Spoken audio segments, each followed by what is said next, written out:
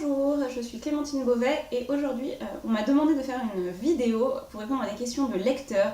Donc voilà, je sais que je n'ai pas le charisme de Audrey, le souffle des mots, je vais faire de mon mieux. La première question, c'est au sujet donc, de Songe à la douceur et elle concerne le format en vers et en calligramme du roman, qui, dit-on, apporte beaucoup à l'histoire. Comment s'est passé le travail de mise en page? Alors, le travail de mise en page a été une galère extraordinaire. Je crois qu'on est arrivé à la fin à une version, je sais plus, version 15, version 17, enfin quelque chose comme ça. Sarbacane en fait a embauché une typographe professionnelle pour mettre en page le roman. Et ça a été très compliqué parce qu'on passait quand même de page web donc comme ça à voilà, un format roman petit quoi. Et donc voilà, il a fallu repenser beaucoup les enjambements, etc.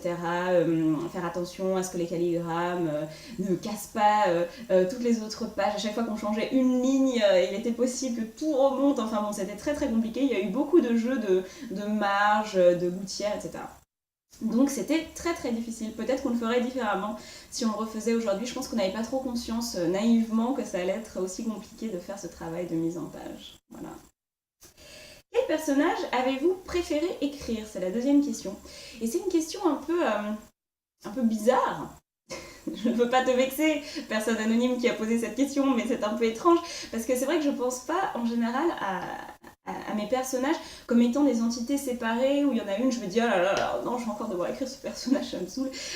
C'est plutôt, surtout dans le cas de Eugène et Tatiana, c'était vraiment leur relation qui m'intéressait, donc en fait j'ai pas eu un personnage préféré entre les deux, c'était leur relation que j'aimais écrire, voilà. Après c'est vrai que je me suis bien amusée avec la narratrice, qui est un personnage, une présence on va dire, assez cynique, assez sarcastique. Et donc voilà, elle je me suis bien amusée à l'écrire, c'est sûr. Troisième question. Je ne connaissais pas du tout le roman de Pouchkine ni l'opéra de Tchaïkovski avant de lire Songe à la douceur. J'aurais donc voulu savoir ce qui vous a le plus marqué dans ces deux œuvres et ce que vous aviez le plus envie de retrouver dans votre roman. Alors, je pense que c'est assez difficile quand on est très passionné d'une œuvre de dire exactement pourquoi. Pourquoi. Peut-être parce que ça répond, peut-être parce que l'œuvre finalement va articuler des questionnements qu'on se posait déjà, peut-être moins que des réponses, peut-être qu'elle articule les mêmes questionnements. Voilà, il y avait des choses qui me touchaient dans le roman et dans l'opéra de Pouchkine et Tchaïkovski. Et qu'est-ce que j'ai eu envie moi de retrouver dans mon roman à moi? Eh bien, moi, ce qui m'a le plus intéressé, parce qu'il y a beaucoup de choses de toute façon dans ces deux œuvres, hein, mais moi, ce qui m'a le plus intéressé, c'était l'écart en fait de temps entre la première rencontre et la seconde rencontre. C'est-à-dire qu'est-ce qui s'est passé dans ce temps-là qui a changé les dynamiques de leur relation, de la relation des deux personnages. Et je pense que c'est ce que j'ai essayé le plus de faire dans mon roman, c'est-à-dire voilà, d'explorer ça, d'explorer ce qui se passe avec 10 ans de distance entre deux relations. Êtes-vous nostalgique de votre adolescence? Pas du tout. Mais alors, pas du tout. J'ai eu une adolescence absolument détestable. J'étais hyper geek, hyper complexée, très mal dans ma peau. Enfin, c'était absolument pas une période joyeuse. Autant j'ai eu une enfance absolument gaie, joyeuse et tout. Autant mon adolescence, j'étais sinistre au possible. D'ailleurs, voilà, en voilà une relique. Car j'employais mon temps à acheter des petites figurines Harry Potter qui étaient ma joie de vivre et mon seul bonheur. Voilà, ça vous donne une idée de mon adolescence.